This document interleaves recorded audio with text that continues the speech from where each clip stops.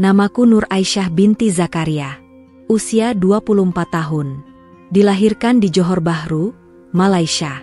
Sejak kecil, aku terbiasa dengan kehidupan sederhana, tapi penuh kasih dari ibu dan ayahku.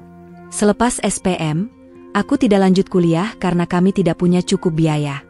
Maka aku memilih bekerja sebagai pembantu rumah tangga di Kuala Lumpur. Bekerja di rumah keluarga Tionghoa Muslim, aku merasa sangat dihormati. Gajiku sekitar Rp2.800, hampir 10 juta rupiah. Majikanku tidak pernah berteriak. Bahkan setiap hari raya, mereka beri aku bonus dan ajak ikut buka puasa bersama. Mereka anggap aku seperti keluarga. Aku bisa kirim uang ke kampung setiap bulan, belikan adik baju sekolah, dan bantu obati sakit lutut ayahku. Hidupku memang bukan mewah, tapi cukup. Hatiku tenang. Hingga takdir mempertemukanku dengan Arif, lelaki dari Indonesia yang bekerja sebagai mandor proyek bangunan di Kuala Lumpur. Perawakannya tinggi, wajahnya sederhana, tutur katanya lembut. Ia sering membeli makanan di warung dekat rumah majikanku, dan dari situ kami mulai berbincang. 6 bulan berkenalan, dia melamarku. Katanya ingin serius, ingin menjadikanku istri. Aku terharu. Lelaki asing, dari negeri seberang, ingin memperistrikan aku tanpa syarat. Kami nikah siri secara agama, karena katanya keluarganya di Indonesia tak mampu gelar resepsi besar. Beberapa bulan setelah menikah, Arif berkata, "Sayang, ikut abang balik kampung ya. Ibu di kampung perlukan bantuan jaga rumah. Kita boleh tinggal bersama, nanti abang kerja di Kalimantan. Dekat sama kamu." Aku percaya padanya. Kupikir, bekerja di rumah ibu mertua sendiri akan jauh lebih tenang. Aku rindu suasana kampung. Dan jika aku bisa berbakti sebagai menantu yang baik, itu akan jadi pahala. Tapi semua itu hanya angan-angan manis yang cepat berubah pahit. Sesampainya di kampungnya di Subang, Jawa Barat, aku langsung merasakan perbedaan yang mencolok. Rumahnya sempit dan tua. Tak ada kamar khusus untukku. Ibu mertuaku, yang kupanggil Mak Uwo, hanya memandangi aku dari ujung rambut sampai kaki, lalu berkata dingin, "Ini yang kamu bawa dari Malaysia? Banyak gaya." Arif hanya tertawa kecil, lalu segera pamit karena dia harus segera pergi ke Kalimantan untuk kerja.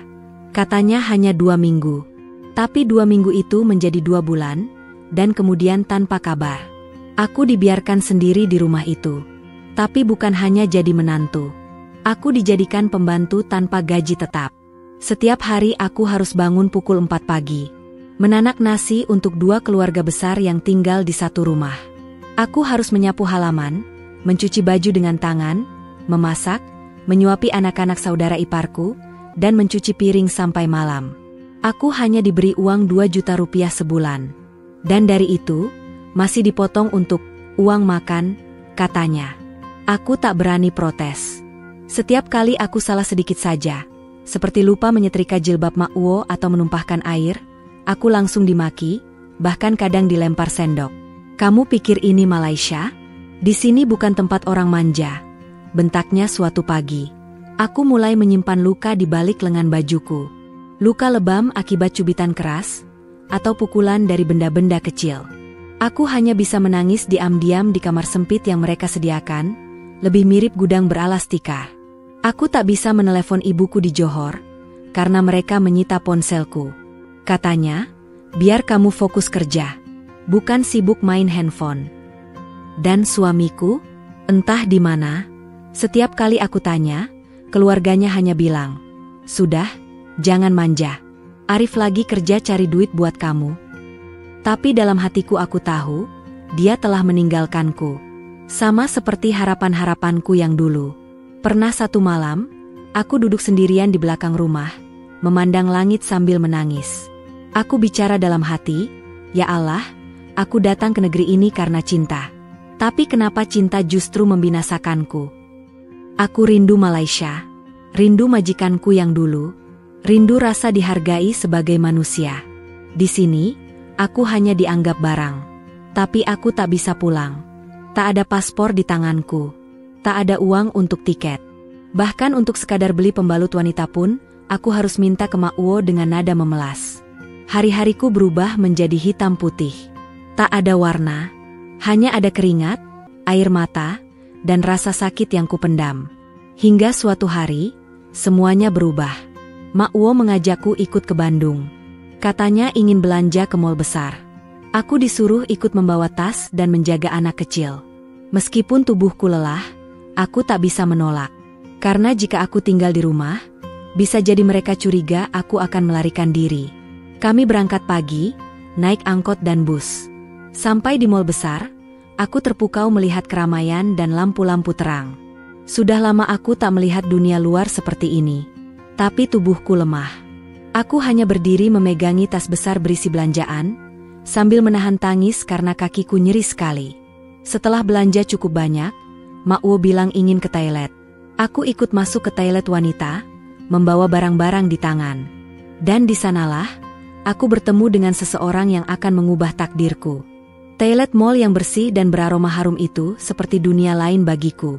Dunia yang sejenak membuatku lupa bahwa di balik baju longgarku, ada luka biru keunguan yang belum sembuh. Di hadapan cermin besar itu, aku hanya ingin mencuci muka. Tapi saat aku menatap bayangan sendiri, aku justru ingin muntah. Mataku sembab. Di bawah kerudung, ada bekas cakaran dari ibu mertua. Pipi kiriku masih membengkak karena tertampar 2 hari lalu, hanya karena aku terlalu asin menumis kangkung. Aku tahan tangis yang menggantung di pelupuk mata. Tapi rasanya perih sekali. Bukan karena luka di wajah, tapi karena luka di dalam hati. Aku menoleh ke kanan saat mendengar langkah sepatu masuk. Seorang wanita parubaya, mengenakan jubah biru tua dan kerudung elegan, melangkah dengan anggun. Dari logat dan penampilannya, aku langsung tahu, dia orang Malaysia. Dia memandangku, lalu matanya mengerut. Awalnya hanya sekilas. Tapi saat melihat wajahku yang kusut dan bajuku yang kumal, dia langsung menghampiri. "Nak, kamu dari mana?" tanyanya lembut. Aku ingin menjawab, tapi suara tertahan di tenggorokan. Tanganku gemetar. Aku hanya mampu menunduk dan mengangguk pelan. Tapi tak lama, tubuhku mulai bergetar hebat. Aku menutupi wajahku dengan kedua tangan, dan menangis. Tangis yang kutahan selama berminggu-minggu. Tangis seorang anak yang hilang arah. "Saya, dari Johor." "Makcik," suaraku serak. "Saya ikut suami ke sini. Tapi dia tinggalin saya. Saya kerja di rumah mak mertuanya. Saya dipukul. Saya dikunci di rumah. Saya tak tahu harus buat apa." Wanita itu, belakangan ku tahu namanya Makcik Rosmah, langsung memelukku. Bukan pelukan basa-basi, tapi pelukan hangat, seperti pelukan emak. Tangisku semakin keras di pelukannya. Di tempat umum, di negeri asing, aku menangis seperti anak kecil. "Kamu, Malaysia? Tapi kerja macam ni di sini? Mana suami kamu?" tanyanya penuh keprihatinan. "Dia tinggalkan saya, sudah 2 bulan tak pulang. Mak mertuanya siksa saya, Makcik. Saya makan cuma sekali kadang. Saya kerja macam orang gaji. Tapi saya istri," jawabku terbata. Air mata Makcik Rosmah ikut jatuh. Dia menggenggam tanganku erat. "Allahu, kamu ini anak Malaysia. Kamu bukan hamba. Tak patut anak kami diperlakukan begini." Aku diam. Tak berani berharap. Di kepalaku hanya satu. Setelah ini, aku pasti dimarahi habis-habisan oleh ibu mertua karena lama di toilet. "Apa kamu mau keluar dari sini?" tanya Makcik Rosmah tiba-tiba. Aku kaget. "Keluar? Tapi bagaimana, Makcik? Mereka pegang paspor saya. Saya tak punya uang. Saya tak tahu jalannya." Dia memandangku dalam-dalam. "Makcik tak tahu kenapa hari ini Allah temukan kita.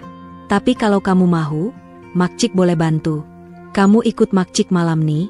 Jangan takut." Aku terdiam. Hati kecilku bergetar hebat.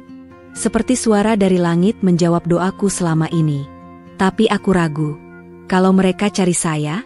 Kalau Makcik kena marah karena tolong saya? Dia tersenyum. "Biarkan mereka marah. Makcik lebih takut pada Allah kalau biar kamu terus disiksa." Kami pun keluar dari toilet. Tapi sebelum itu, dia memintaku membuka sedikit lengan bajuku. Dan saat dia melihat lebam kebiruan di sana, wajahnya langsung berubah muram. "Ya Allah, anak orang dipukul macam ni," bisiknya penuh geram.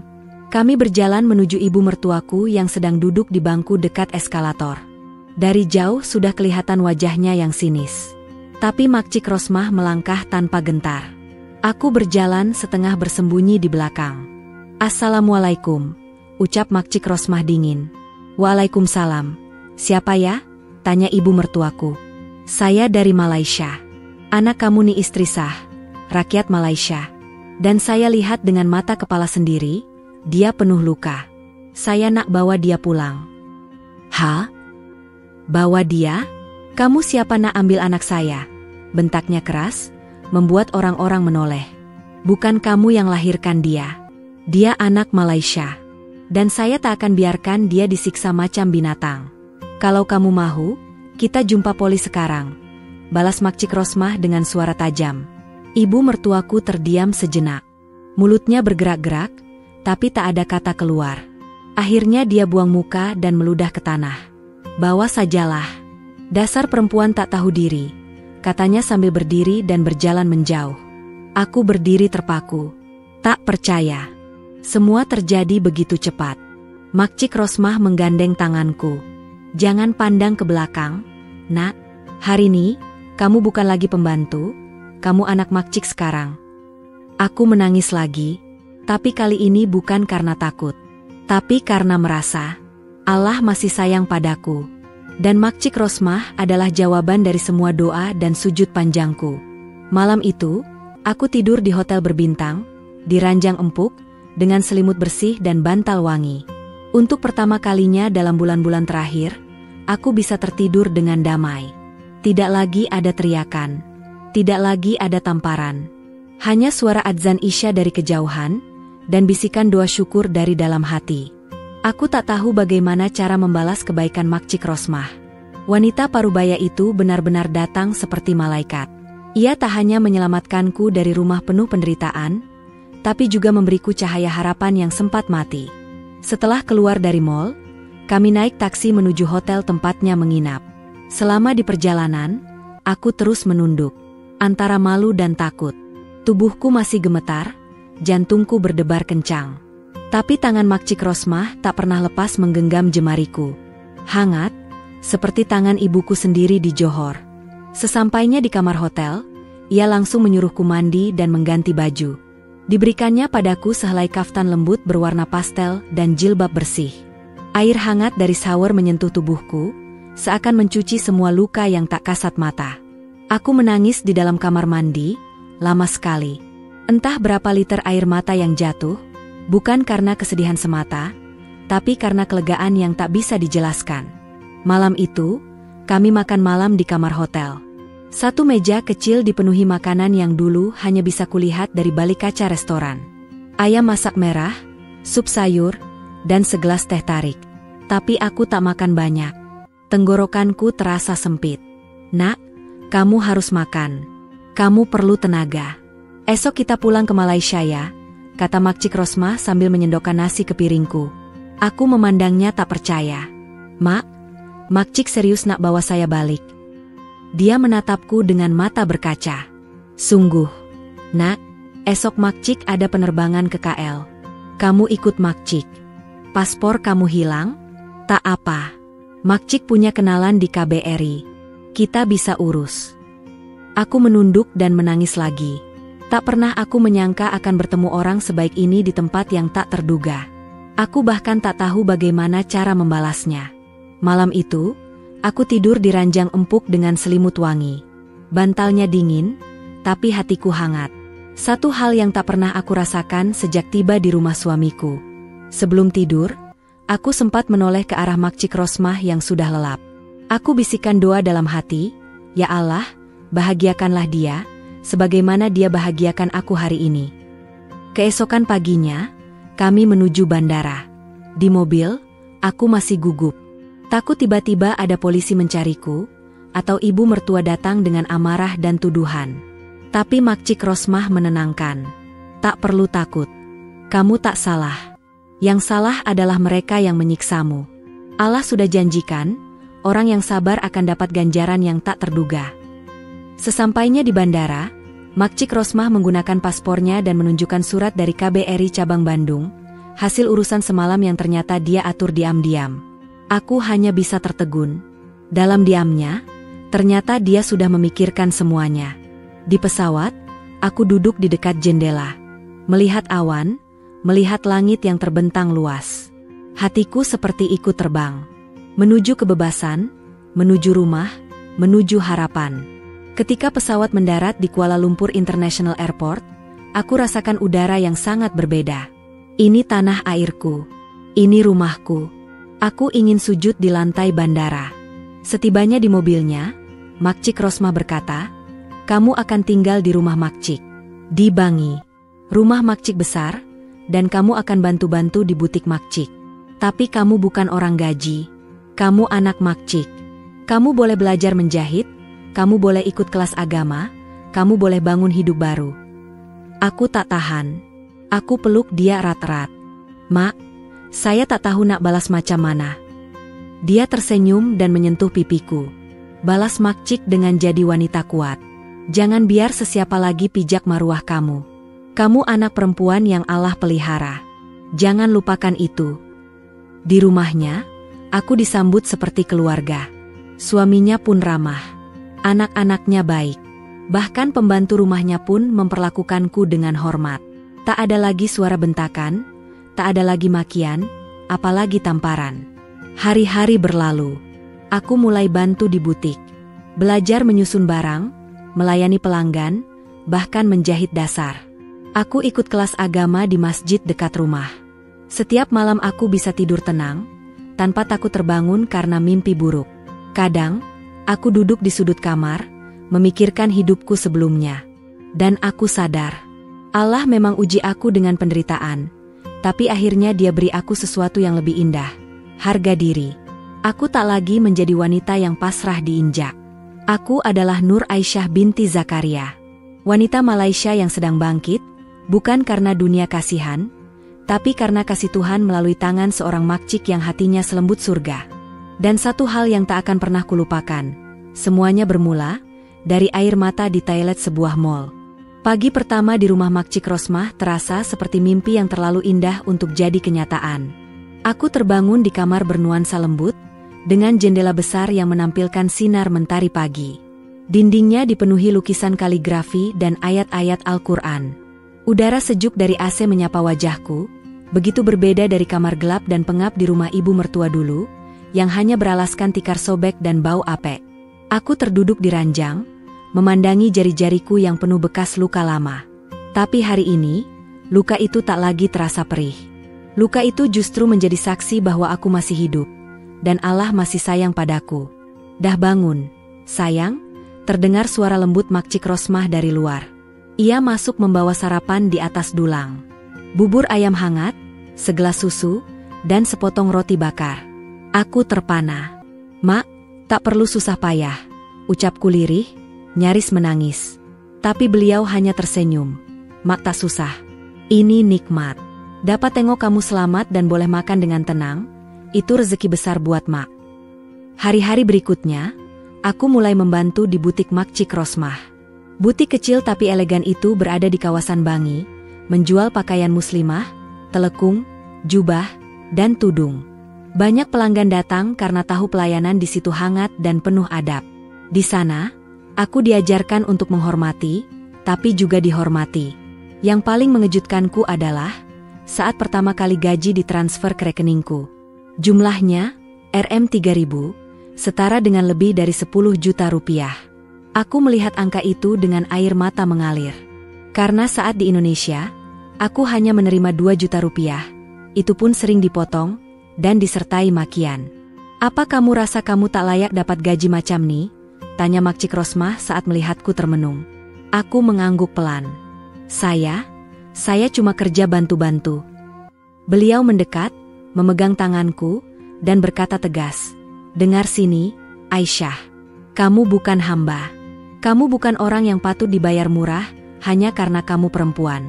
Apa kamu tahu, betapa banyak orang macam kamu, yang diperah tenaganya dan tak dipedulikan hatinya? Tapi kamu sabar. Itu kekuatan." Kalimat itu menampar kesadaranku. Selama ini aku kira aku lemah, karena aku menangis, karena aku tak melawan. Tapi ternyata, justru karena aku bertahan, aku kuat. Malam-malam di rumah Makcik Rosmah pun berbeda. Kami sering duduk di ruang tamu selepas sholat maghrib, membaca Yasin bersama. Beliau sering mendongengkan kisah-kisah sahabiah, wanita-wanita hebat dalam Islam. Aku duduk menyimak dengan mata berkaca. Hatiku haus akan kasih ibu, dan beliau mengisi kekosongan itu tanpa pamrih. "Mak, boleh saya tanya sesuatu?" ucapku suatu malam. "Tanyalah, Nak." "Kenapa Makcik tolong saya? Kita tak pernah kenal sebelumnya." Ia tersenyum dan mengusap kepalaku, "Sebab masa Makcik pandang kamu hari itu di toilet, Makcik nampak diri Makcik masa muda. Makcik pun pernah disakiti, pernah dipijak harga diri. Tapi Allah hantar seseorang bantu Makcik keluar. Sekarang giliran Makcik bantu orang lain." Aku terdiam, tak mampu berkata apa-apa. Hanya air mata yang mengalir, pelan-pelan, membasahi pipi.